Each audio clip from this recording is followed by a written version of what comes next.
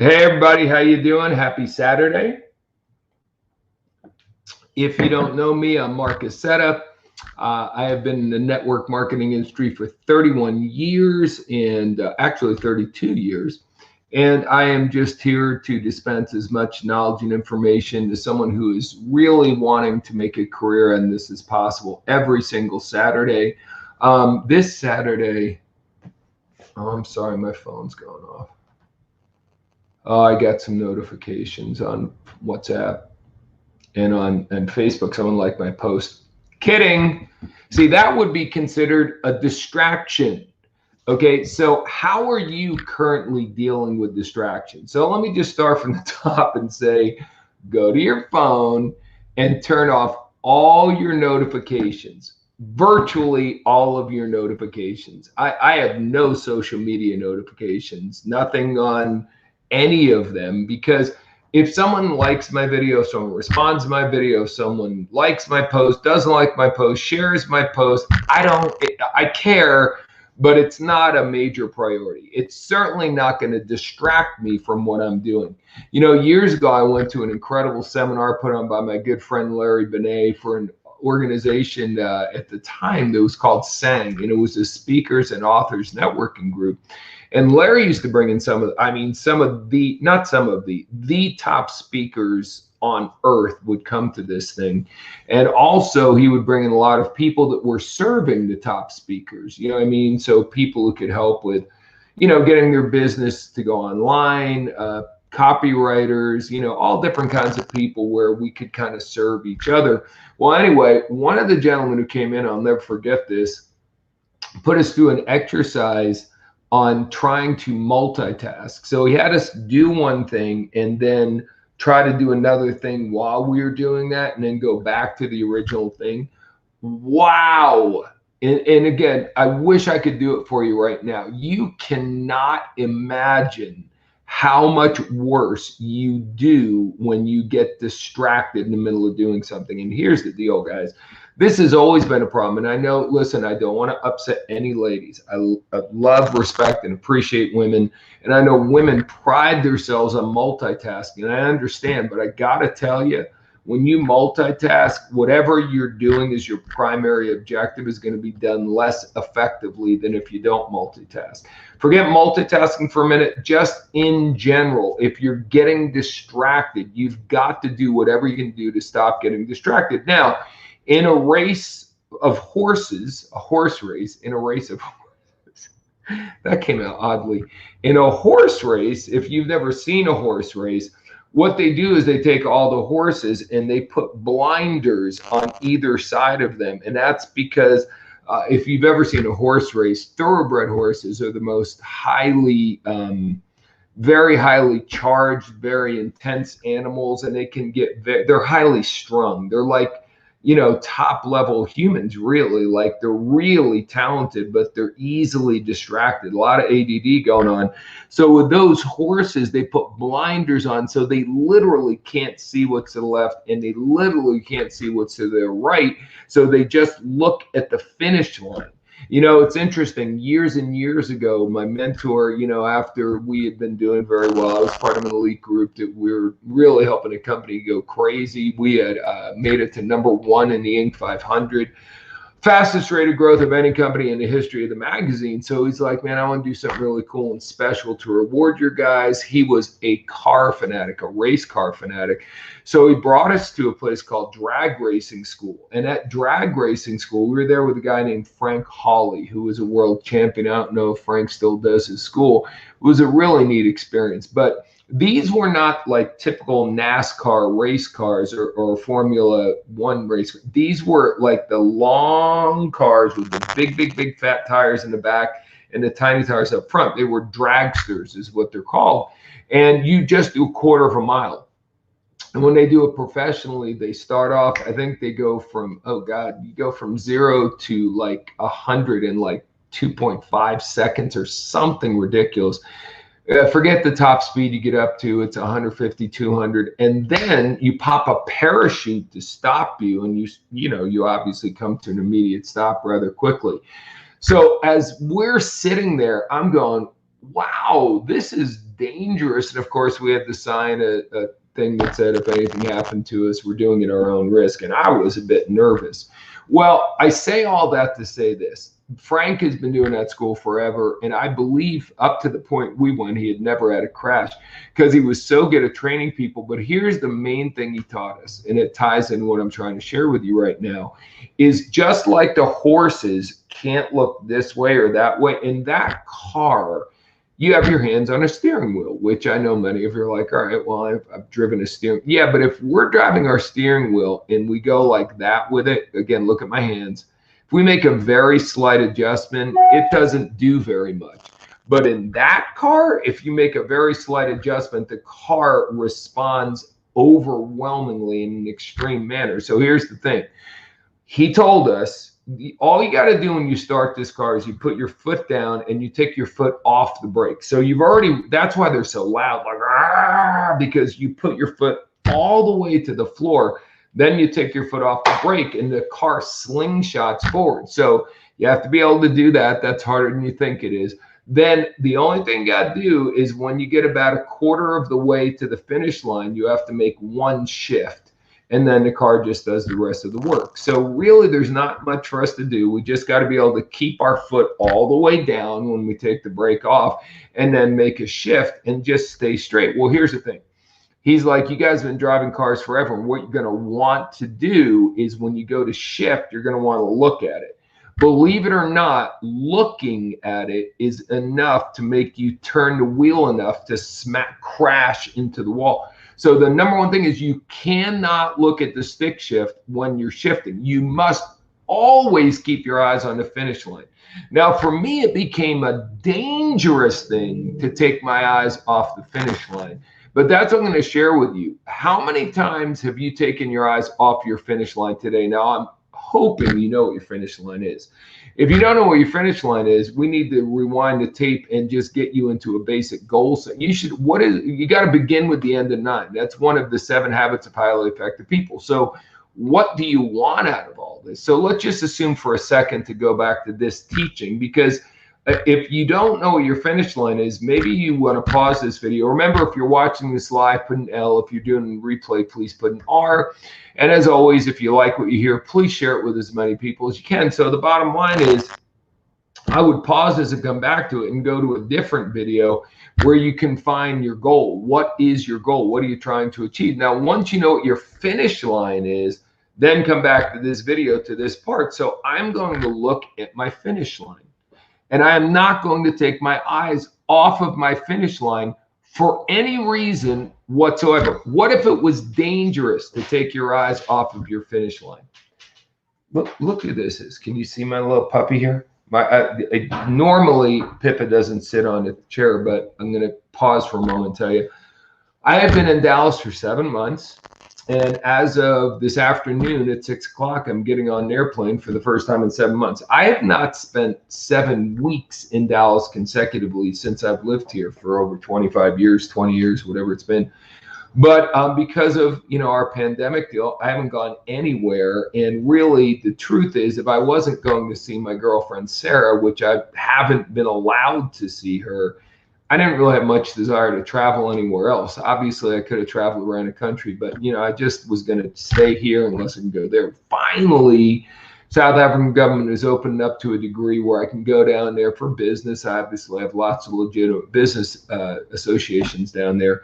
So I'm going. So the truth is, she's a little sad because she knows I'm leaving. We've been hanging out for a long time. So I apologize. That was a bit of a distraction, and I know I shouldn't have let it distract me, but I thought it was an ironic, and I thought I'd share that with you, because the reason I'm actually taking a minute to share it is because next Saturday, we're not going to do one of these because I'll be in the middle of transition, getting reacclimated to a different time zone. But we're going to come back and do them on a regular basis again. I'm just taking one Saturday off. What I think we'll probably do is we'll put up a previous video, something else, so there's something that goes up on Saturday. And by the way, the same thing is true of this Monday. We're going to have something up on this Monday, but instead of being a live video like this, we have a group on Facebook that's a private group called Marcus Setta Seminars. all access. I invite any of you to join that group who want to. And what we do is we do a quick one here every Saturday, about 20 minutes. And then over there, we do a more extended version every Monday, the following Monday. Well, this Monday, we're going to have like a little bit of a flashback. We'll put up one of my vintage training pieces from back in the day. So it's still going to be exciting. It's still going to be valuable. It'll still be there on Monday. And then next Saturday, we'll probably do something similar. We'll go through the archives. We have so many things from back in the day. And then after I get 1 week out of my system, we'll be back to doing Saturdays and Mondays like we have. Plan on being in South Africa for a while. So we'll just adjust the time zones and everything's going to work out just fine. But I just wanted to let you know that.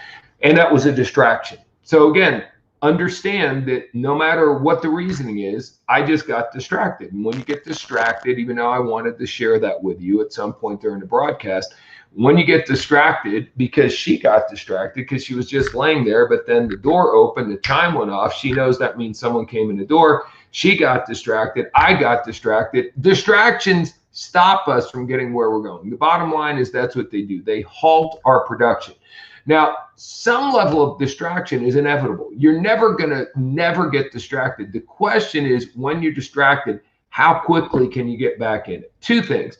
Number one, can you put on your blinders and only look at your finish line so you don't get distracted very much? And number two, when you do get distracted, inevitably, how quickly do you get back to what you're wanting to do? Those are two really important things, and they both require the D word, discipline. You know, if you've been watching these at all for the last few weeks, I am really big on discipline. You know, so many people want to know, how do I do this? How do I do that? Listen, you got to have some discipline. If you're not disciplined, if you don't just bottom line do the work, you got to make the numbers your friend. You've got to make phone calls. You got to invite people. You could be the best presenter in the world, but if you have no one to present to, what's the point? You could be the best trainer in the world, but if you have no one to train, what's the point? So a lot of this business is, and I've used these analogies, it's like getting in shape at the gym. You've got to have discipline. You don't have to be an Olympic athlete. You don't have to be Usain Bolt fast, or you don't have to be Arnold Schwarzenegger strong to be in great shape. What you do have to do is have discipline and go to the gym on a regular basis. So that's really a lot of what we're doing here.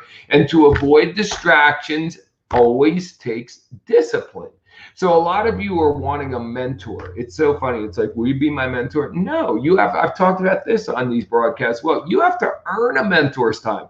I think recently I was doing a training. I was talking about cooking, and Thomas Keller, one of my favorite restaurants, probably my favorite restaurant, is a place called Per Se in New York, which is actually the second version of the French Laundry out in Napa Valley area, in Yountsville, I believe. And I've been to both those places. Thomas Keller is the chef, one of the greatest chefs in the world. Could you imagine? I just started cooking during lockdown because I was forced to, like a lot of us were. Could you imagine? Now I'm kind of excited about cooking, so I try to get Thomas Keller to be my mentor. You have got to be way better than a brand new cook to expect someone of that magnitude to be your mentor. So what you need to do is get some basic teaching and work really hard, have discipline, get results. And the better your results, then you'll get a mentor of that magnitude. My mentor, I call the guy my mentor, but for the first 2.5 years, I had no personal relationship with him. I just went and saw him at events. He was on stage. I paid. I watched. I bought his audios. I bought his videos. That's how he was my mentor. Then, because I utilized what he taught me, I had some discipline. I produced enough. Then he reached out to me to be my mentor. So again, if you want to have a great mentor, great. One of my favorite expressions, there's so many great expressions in network marketing, so many great personal development expressions. But for me, my favorite is probably, the more money you make, the more money you make. So if you can go out and have the discipline, the self-starting ability to go out and make things happen where you attract a quality mentor to you, which is exactly how it happens, then that mentor will throw gas on the fire you've already started, and you can have the kind of success I've had or many other people have had throughout the course of the industry over the years.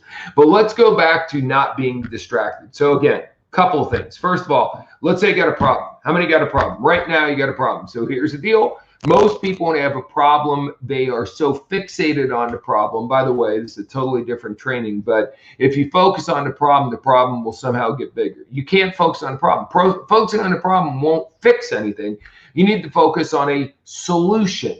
So, but that's not what people do. They focus on the problem. So they think about it all day long, all day long, all day long, all day long. So here's what I learned how to do for real. Write down your problem. And I used to write on paper. Now I'd go to my phone, under notes, I'd put problem, and underneath our daily problem, and I'll write my problem for the day. And then I'll put it down and I'll leave it. And now I have the security of knowing my problem will still be there at the end of the day. Thank God. Imagine if somehow your problem went away and you'd forgotten about it. And I'm being sarcastic right now. Obviously, guys, your problem's not going to go away. I know a lot of you wish you could just cross your fingers. It's not going to go away. So don't let your problem distract you. Here's the most ironic thing in the world. The way you solve most problems, not all problems, the way you solve most problems is by making more money. But a lot of you don't make as much money as you should because you get distracted by your problem. What if your problem is they're going to repossess your car in 2 weeks unless you make a couple of payments? Well, if you sit around all day and you are upset because your car might get repossessed, that's not going to help anything. But if you get yourself into a situation where you make enough money because you don't get distracted, you make enough money, you pay the car, everything is cool. So don't let your problems become your distraction. In general, guys, the bottom line is whether it's something going off on your phone, a notification, whether it's someone trying to interrupt you while you're working. Let me discuss that one with you. So we're in a home-based business, right? So right now I'm in my office at my home. Now at this point, my children are adults, so this is not applicable. But when I was doing network marketing and as active rep, I was a rep before they were born. So as they went through all their years of being a child, and I was doing a home-based business, we had a very serious rule about them entering this room during the time I was doing this work. They didn't do it. Well, they didn't a couple of times, and they suffered the consequences. So then they didn't do it again. Obviously, if there was a major emergency, like the house was on fire, we had the ability for them to enter. Other than that, if I was in here, they were to leave me alone. Whatever they needed could wait. I set boundaries. You are working in your home. And this, by the way, isn't just for your children. It should be for your spouse as well. Imagine you're in here, you're focused, you're working, you're making phone calls, doing presentation. Your spouse interrupts you and says, hey, honey, I'm hungry. Could you make me something to eat? Hey, honey, could you mow the grass? It's looking really bad. See, if you were at your job, if you were in an office building 8 miles away, would they come over and ask you to make them something to eat, or would they ask you to mow the grass? Of course, they would not. So we just need to, again, a lot of people never had a home-based business. They don't understand. That's probably one of the biggest distractions. You're in the home. Now, you could also have distractions like the TV. You've got to get rid of distractions. No one can stay focused with a million distractions. And I know it's hard, man. I remember just, back in the day when I started really wanting to have quiet time, to have prayer time, it's hard. For some of you can't meditate because you have to stop thinking about everything. Quiet time, you got to stop thinking about everything else. And for our very fast-paced society, with all the stimulation we have, that becomes hard. It requires discipline. So be disciplined. Shut that door. Let everyone know that when you're in here, nothing else goes on. When you come out, you can go do whatever you want to do with your family and friends, but in here it doesn't work. You're working, your phone goes off, this happens, that happens, you ignore it, man. You have got to stay focused on what you're doing. Forget multitasking, do one thing at a time and do it in a high state of excellence. And I'll just leave you with this thought because, again, we're hitting our time break here. When you are looking at the finish line, go back to that for a minute, and you got your blinders on, all you can see is the finish line. That's when people absolutely get on a roll. That's when they get momentum. But it's always that thing. Are you focused on the prize, which is the finish line, the P-R-I-Z-E, or the price, the P-R-I-C-E that you're paying? No one gets the prize, by the way, without paying the price. I remember meeting a young lady named Tracy Austin when I was, I don't know, she's probably about my age. When she was like 14, 15 years old, she was winning Wimbledon, winning the US Open in tennis, like a world champion tennis player. And I met her probably at the age of 30 or so, maybe in her early to mid 30s. And she talked about how she had sacrificed all of her childhood. She didn't go to movies. She didn't go to her prom. She didn't have any of the experiences a normal high school kid has. Now, again, that's a choice. She sacrificed in order to get, she paid the price in order to get the prize. She was practicing every day. She was doing physical fitness every day. She was traveling all over the world to go to tournaments. She was just focused on something very differently than the average high school student is. So, do you want to be like that? Do you want to be an outlier? Do you want to be a world champion? Then focus on the prize. Yes, you're going to pay a price, but when you focus on the price is when people quit. Always taught 3 basic rules. Pay attention, get excited, never quit. It's amazing you have to teach people not to quit, but most people quit almost everything they're doing because they focus on the price and they lose track of the prize. Put on your blinders, look at your finish line, stay looking at your finish line. And I know it sounds crazy, it sounds too simple, but if you stay focused on the prize, you stay focused on the finish line, you will be amazed at how much quicker you're going to get there. As a matter of fact, forget about getting there quicker. You'll be amazed, like I was, that you will get there. I used to dream about this stuff. I used to watch The Life I Have on TV and think it was unattainable. It's attainable. Get a goal, eliminate distractions, be disciplined, and focus on the prize. That's all I got. We'll see you again, not next week, the week after. Please share this, share this, share this, share this, and join Market Set of Seminars All Access on Facebook. Have a great weekend. God bless. I'll talk to you when I'm in Africa.